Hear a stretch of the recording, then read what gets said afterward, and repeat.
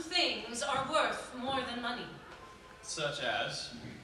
Paintings, sculptures, poems. This house. Yeah, until somebody hands you a check. You ever had to put a price on your work? All the time.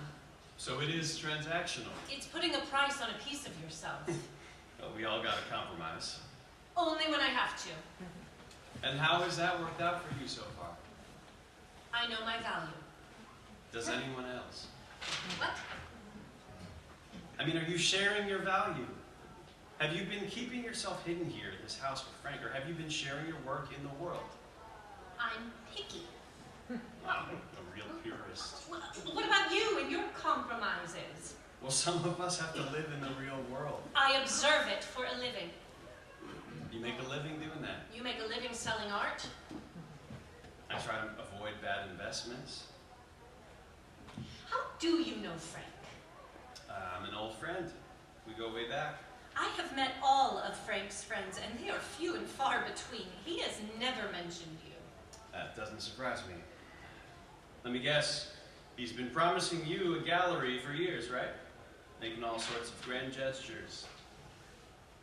You have no idea what you're talking about. You're waiting for a silver bullet to fix it all. You're waiting for Frank to fix it all. Prove me wrong. If you are who you claim to be, you are nothing but a ham-fisted, money-grubbing art dealer who compromises too quickly because you're desperate to take whatever you can get.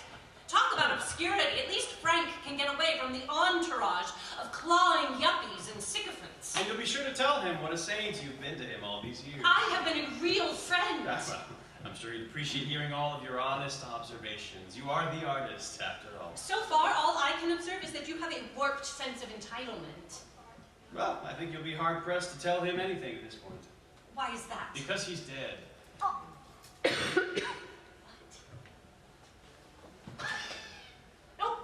No, he's not. Frank is gone. Gone? There were complications with his heart. He'd been keeping it a secret for quite a while. He didn't want mourners and well-wishers gathered around him, feeling sorry for him. It's the indignity, I think. He didn't want anyone to see him wither away, bedridden. I only found out after he passed. He was cared for at the local hospital.